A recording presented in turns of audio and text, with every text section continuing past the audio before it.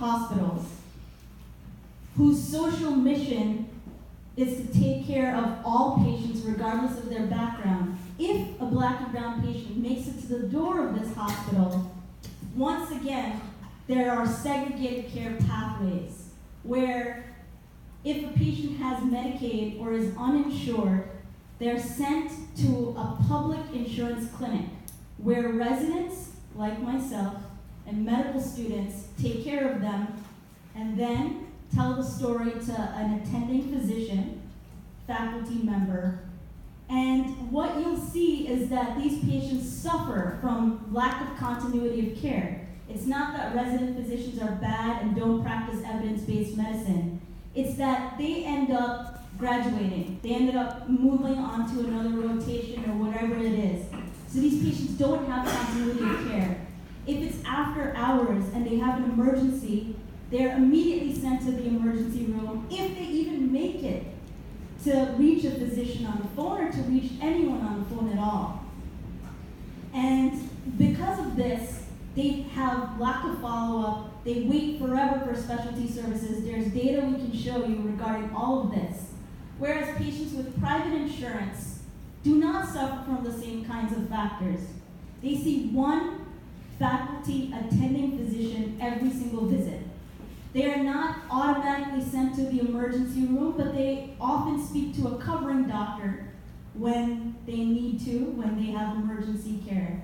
They don't wait as long on the phone to speak to a provider, and for acute versus non-acute concerns, they don't wait as long for an appointment. Now, if you're a black provider, as a resident, a medical student, a lot of people like using this term microaggression, but I think that every single thing that they go through studying in this system is macro level aggression. Yeah. And from the time, there are many, many stories I can tell you, but I'll tell you this very simple story and you'll get where I'm coming from. I was studying for one of our board exams with a friend of mine who is black, and we were studying in one of the small group rooms at Mount Sinai Hospital. And a security guard goes into each one of the rooms. He sees if it's empty, clears out, that kind of thing. And he comes into the room that we were in, where a number of white students were also at, and then I was there as well. The only person he asks for an ID is a black student. And his justification is, many homeless people are using our spaces to study. Many homeless people are using our spaces to eat and to get shelter. That's what he said to my friend. He asked for the ID. Days before my friend takes the biggest exam of his life, writes down the ID number. My friend says, "Can I have your name and your information as well?" He says, "No, you don't need it." Days after the exam, my friend was called into the dean's office to ask why he gave the security guard a hard time. Now, this was all something I witnessed, tried to speak up for my friend, then went into the dean's office myself for being argumentative. Now, this is something you see over and over and over. And at Mount Sinai and many, many other institutions in this city, if you pay just the right price, your hospital room can be transformed into a hotel room. Where at Mount Sinai, if you wish to go to this 11 West, you can have your private nurses, you can have food that is a little bit different than everybody else's food. It's not just the clinics, it's inpatient services as well. And this is rampant in New York City. It's not one institution, but it's all over. Now, as a provider working in the emergency room, I can even tell you that how I practice and how I'm held accountable at Bellevue, which is a public hospital, and at Tisch Emergency Room, which is NYU's private emergency room, is more segregated than you can ever imagine. it's despicable that this is being perpetuated by the hospital administration. I can give you more clear examples later on. But also by government institutions where when the DOH state commissioner came and I asked him how these institutions are being held accountable, he said, you have to realize people are different and people come with different problems. This is another way of saying that somehow, black people were originally thought that they had different genetics. They felt less pain, they had thicker skin, they felt less heat. What was this all? An argument to justify slavery. Then, over the course of time, like Dr. Mary Bassett says, the most amazing person doing this work and beyond, that explanation of genetics was then transformed into a lifestyles explanation. People are just lazy. They want welfare. They want government money. They want to eat the same kinds of food. But do people want to live in shitty housing? Do they want higher rates of asthma? Do they want a policing system that justifies tragedy as much as it does safety? The answer is no. So we need to realize that as much as this film showcases the successes, there are many failures. And we need to realize that racism is the true explanation for these inequities in health. Thank you.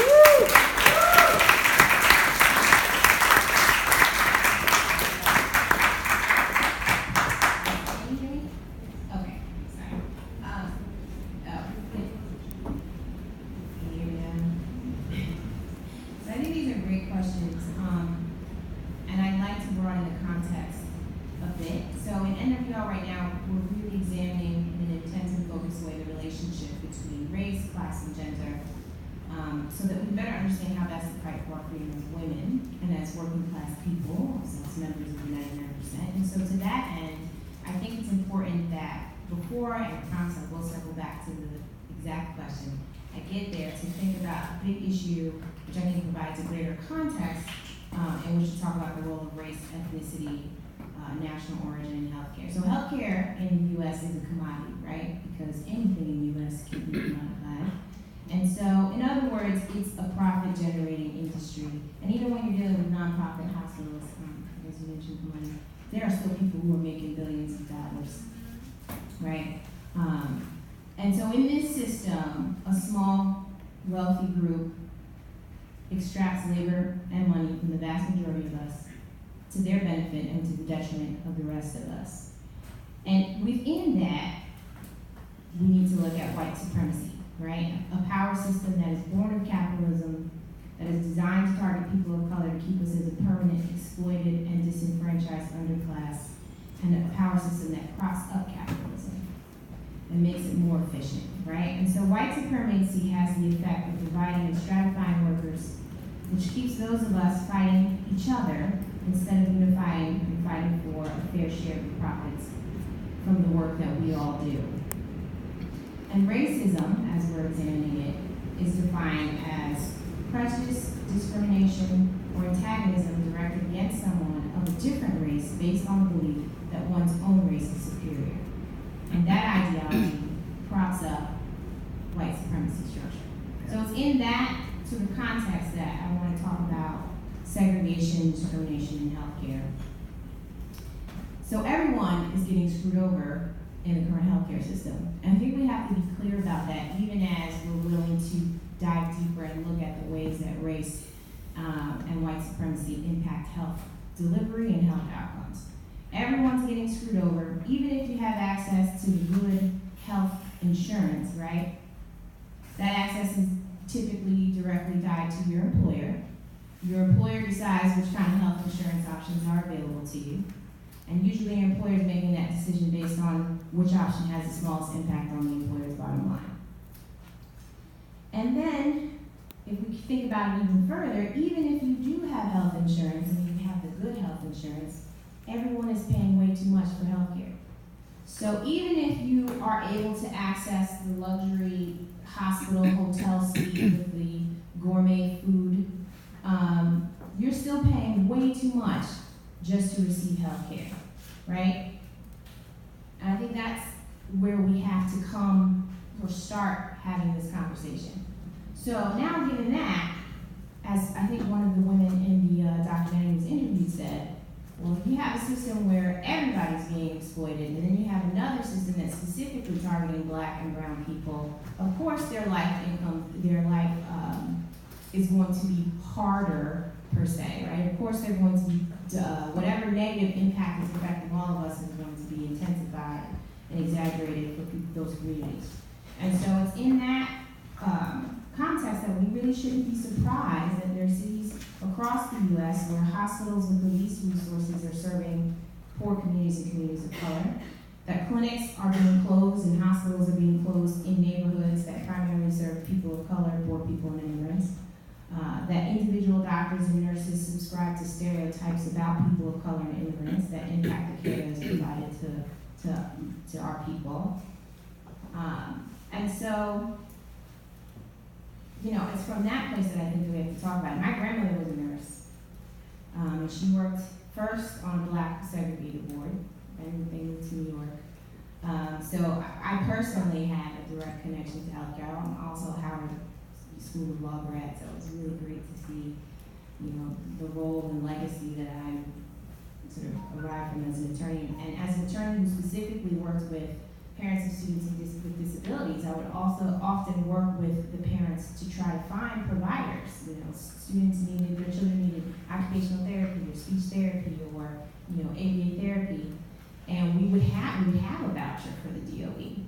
But then if they lived in certain neighborhoods in the Bronx, Central Brooklyn, Queens, we couldn't actually find a provider, right? So here I am. We use the law to obtain the services that my client needs, but now we can't find anyone to provide them. And that has everything to do with those structures that I talked about. It has everything to do with capitalism. It has everything to do with, you know, white supremacy, and so structural racism in housing and segregation in healthcare, and the way that we disincentivize providing people with care if they're poor people, and people of color tend to be living in, particularly in cities, high concentrations of poverty. So if we're going to talk about how we improve the delivery of healthcare, we can't isolate that. We have to talk about the broader problems that really result in all of us having terrible healthcare. That's the other thing. We have to blow up the myth that some of us are getting great healthcare. So we really just need to fight for those people who aren't getting the care that they need. No, we're all being exploited in the current healthcare system. So I echo everything that's been said, and I think it very much applies to the experience with immigrant access to healthcare. I just want to add a couple of things that I think are specific to the experience of immigrant communities and accessing healthcare, particularly in New York City, but really anywhere in the U.S.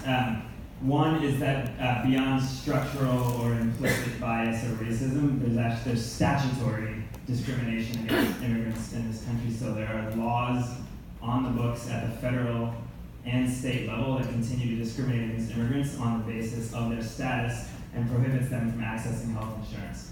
I think it's a unique group that there are groups of immigrants, particularly undocumented immigrants, but not exclusive to undocumented immigrants, who cannot access health insurance as a result of their immigration status. Insurance is not the end-all be-all of access to health care, but we all know very well that having insurance is a very clear indicator of ability to access healthcare services, and so statutorily written into law in the United States, we continue to have discrimination against immigrant communities. Then I think there are issues that we saw in the film very much, where there are laws that are passed that do not have the teeth to enforce those laws, including the Civil Rights Act, which until Medicare came into place was not fully able to desegregate hospitals. There's another part of Title VI which prohibits discrimination against people based on national origin. Courts around the country have established that national origin includes the language that you speak. There is no enforcement mechanism like Medicare functions for desegregation of hospitals to truly enforce the part of the Civil Rights Act that prohibits discrimination based on national origin. So there are lots of places that do a very good job of providing language access. I worked for several years as an interpreter in a hospital, and a pretty well paid one, through a private nonprofit hospital that had, as a result of being sued, created a really wonderful interpretation program. But barring plaintiffs who are willing to put themselves forward and get the support to file civil rights complaints, it's really difficult to fully implement language access laws. That is something that does not exclusively affect immigrant communities, but it definitely disproportionately affects immigrant communities from a language access perspective. And then I think there are things that are not, they may not appear to be explicit discrimination or segregation, but they're really sort of crimes of omission, and New York City is a really great example where we have the country's largest public healthcare system, New York City Health and Hospitals, that has done a really incredible job for a long time, but particularly in the moment that we're living in and the crisis of fear and lack of confidence in immigrant communities in general that are brought on by the policies and the threats and the rhetoric of the federal administration that are causing fear among people who have the same right that any of us have to access healthcare services, but they're afraid to access healthcare services in part because of perceptions and in part because of real policies that are being implemented that want to punish people for using public benefit programs and healthcare services. And New York City Health and Hospitals has done a great job and can always do more because everyone can do more to have a PR campaign and to very publicly state, this is a system for everyone. We do not care about your immigration status. We only care about your health. Your information is safe here. You're in good hands here. And they're not only doing that from their doors in, they are working directly with my organization, many of the organizations that I work with, and with community-based organizations to do outreach to encourage people to come into that system. There is not a single other healthcare system in the entire state of New York that does what New York City Health and Hospitals does. And they will say that they protect people inside their doors and who are on their wards because they're required to by law, because they're not allowed to share information because of privacy rules with immigration authorities. But they are doing nothing to go out and encourage people who may be undocumented, who may be uninsured, and no matter what, are very fearful of using services right now. They will not do anything to try to bring those people in. So that is a form of segregation, intentional segregation by omission, of not doing everything that they can do to encourage people who need their services to use them. Thank you so much. You very concisely laid out what is like a very complex landscape of racism and segregation, with its subtle and not so subtle forms today. So my next question is about the New York Health Act and Medicare for All. I mean, it's obvious to all of us that we live in like a deeply racist and xenophobic society, and that has so many different elements to it and aspects to it. And certainly, any one law or action is not going to change that. It will be, the sum total of so many different actions. But my question is, how could a single payer system like the New York Health Act in New York State and Medicare for All nationally, how could they affect segregation in the healthcare system? And what are things that laws like this would not do? What aspects of racism and segregation would they not address? Well, if everybody had the same insurance, which is what single payer would do, then it would be harder to have a two-tier system, one for people with private insurance and one for people with public insurance.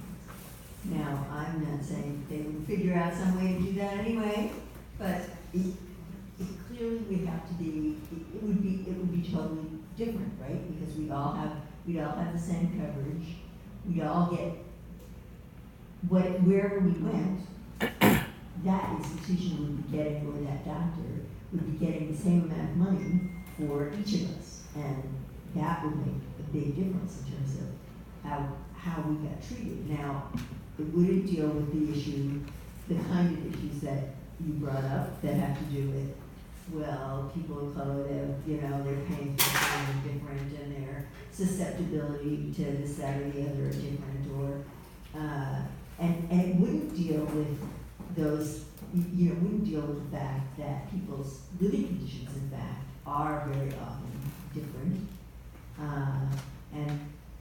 and problems like that. But presumably, it would deal with at least, that we would all come in with the same payer and with the same amount of resources behind us. And, of course, it would be a law that presumably would include in it something like the Civil Rights Act, and it would say that if you're taking single payer, then you're not allowed to discriminate, and so it would be easier to cut. As it relates to the New York Health Act specifically, my understanding is that abortion and birth control would be included. So that would hugely change the lives of a lot of women, who right now, they don't have $500, don't really get to say whether they want to have a child or not, to make that decision. So that would be have a huge impact. I also think it would have a huge impact if our insurance, if our ability to access healthcare was not tied to our jobs. What would that mean for us?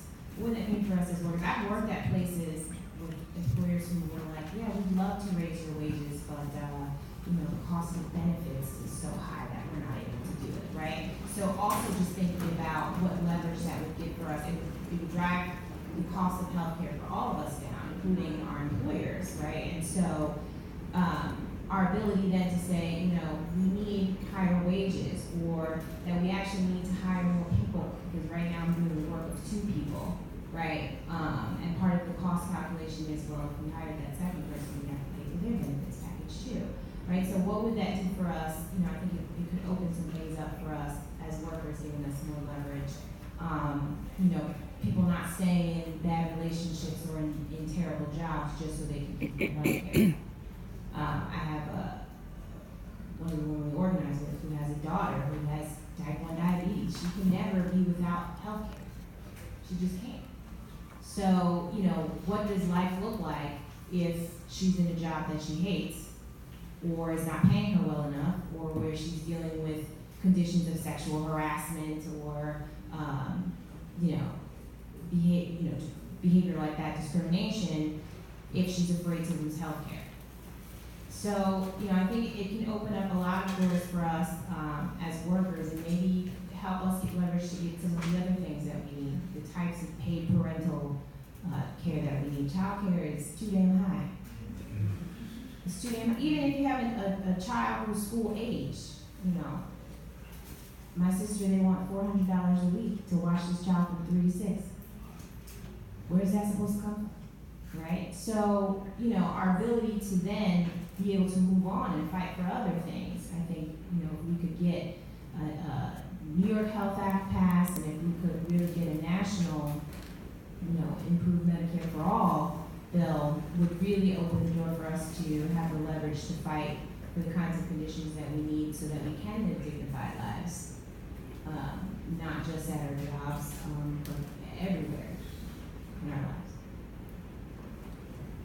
I think we would see a dramatic shift in this country and in the state if single payer was actually passed, and that healthcare would no longer be a commodity, similar to buying a car, but a human right. There would be a dramatic shift in the way we think about healthcare and how we purchase healthcare and how we actually provide healthcare. A couple years ago, I was talking to a hospital administrator who said that you have to realize, in a very condescending way, you have to realize that Black patients just don't like sitting next to white patients, and white patients don't like sitting next to Black patients. It's not about insurance status, but it's it's the feel of the waiting room. Yeah. There's something called racial anxiety where there's heightened levels of stress and discomfort people feel in anticipation during interracial interactions. And this is on the part of any human being, but think about it in terms of the provider, who is often white, and the patient, who is often Black. And if we start to have a healthcare system where you don't have to think about where you're going and there's one clinic for everyone, there's one emergency room for everyone, and there's one type of insurance for everyone, then we start to eradicate things like racial anxiety and the barriers that keep us apart. But I often, single payer would be amazing, but I think we can't be naive, and we have to realize that there are many, many shortcomings in actually achieving equity in this country and in this city. If you look at a single payer system, like the VA system, many, many studies have been done to assess whether or not we would actually eradicate racial inequities just due to a single payer system. And they looked at many, many different realms of health, mental health, cardiovascular health, oncology care, and so on and so forth. And there were very few areas, very few specialties where you would completely eradicate inequities. And this is, getting at the access factor is a major, major success. However, we need to realize that racism itself plays a huge part. And we could sort of hide behind unconscious bias workshops and mandate that our organizations do these things. But until we can actually acknowledge our own biases as providers in the healthcare system and realize that oftentimes the same healer that took that Hippocratic oath is the same one dehumanizing the Medicaid patient. Oh, that Medicaid patient is so different than the Oxford Health patient, the Emblem patient. We start to categorize and stereotype people based on what they look like. So if you look at any emergency room in the city, they look very different. Go to Bellevue on a Friday night, go to Tisch, go to whichever one you choose to go to, and you'll see that we stereotype people and then we place them in boxes, and these boxes then become the hospitals they go to. And this cycle perpetuates itself. So I think that it would be a first step. Well, this is the first step, actually. We saw the first step tonight. It would be a major step, but it's only one step. And it gets at access, but it does not get at many, many crucial factors that really destroy the biases that providers have, that fellow patients have, and that many of us in this room have, and that we must acknowledge.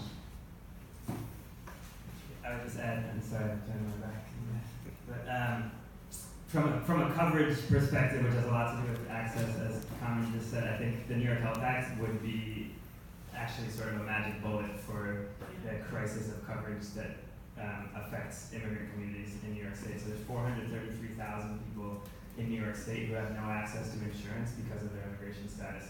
The New York Health Act would wipe that out instantly because there is no discrimination based on immigration status. So the way that the bill is written, it says that if you can demonstrate that your primary place of abode is in New York State, then you qualify for the New York Health Act.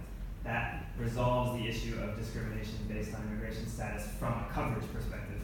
But I completely agree that is one piece of the puzzle. It's a very important piece of the puzzle, and if we accomplish that, we would accomplish a lot of things that many of us spend a lot of time trying to figure out. In other words, there's an entire campaign that runs kind of in parallel to the New York Health Act called Coverage for All. It's specifically designed to expand coverage to immigrant communities that are currently excluded. But if we could achieve these incremental steps that we're trying to achieve through this other campaign, through something like the New York Health Act, that would be a major achievement. That will not get rid of separate systems that exist, systems that are more capable right now because they are investing resources and prioritizing care for immigrant communities and limited English proficient communities, and that will automatically remain in that position if the New York Health Act is passed, if other steps aren't taken to require these other systems to get up to speed. And that can be done in several ways, but it usually needs to be done with financial incentives, like the example of Medicare. These are not things that people tend to do unless they're forced to do them. And it's definitely not things that places like the American Medical Association are likely to do unless they're forced to do it, or the American Hospital Association for that matter. And so making sure that there are pipeline programs to ensure multilingual providers are available in different healthcare systems and not disparately in one system or another is one piece of the puzzle of trying to make sure that people have equal access to the same types of facilities, even when they all have the exact same type of coverage. And if that's not baked into the New York Health Act's implementation, then it will not achieve all of the goals that we aim for it to achieve. And we may also think, just as a general sort of public policy warning, that thinking about implementation is putting the cart before the horse because we haven't even passed the bill yet. But if we don't think about implementation now, then we're going to be in really big trouble the day that the New York Health Act turns into a law and we aren't prepared to actually implement this and to hold places like Mount Sinai and NYU and Gowan and New York Presbyterian to account for the years of systematic work that they have done to avoid taking care of the populations that they would be required to take care of under the New York Health Act. Just one quick point is that a lot of people will tell you that forget about single payer, the Affordable Care Act took care of the problems. And we all know that that's a false statement, but you should know that 7 out of the 10 states with the highest proportion of Black patients were the states that did not expand Medicaid. And many disproportionate amount of Black and brown patients fell into a coverage gap where they didn't qualify for Medicaid expansion, Medicaid, and nor could they afford to participate in the exchange. So anytime you're tied to a for-profit insurance system, you're perpetuating this system of racism, and it ended up being a huge, I'm part of Doctors for America, and I was one of the people that went and walked the streets of East Harlem and beyond and tried to enroll people, but I am here today and I'm honest about how much the Affordable Care Act failed us. Yeah. Thanks so much. I'm so excited to have you guys here. This is such a rich discussion. And like Matt said, I think the communities that we build today in fighting for a new kind of health system are going to be the ones that defend and implement in a just way when we do win. So, I hope that this turns into further movement building. So my next question is, the film describes how the role of Medicare in the civil rights movement, and that was really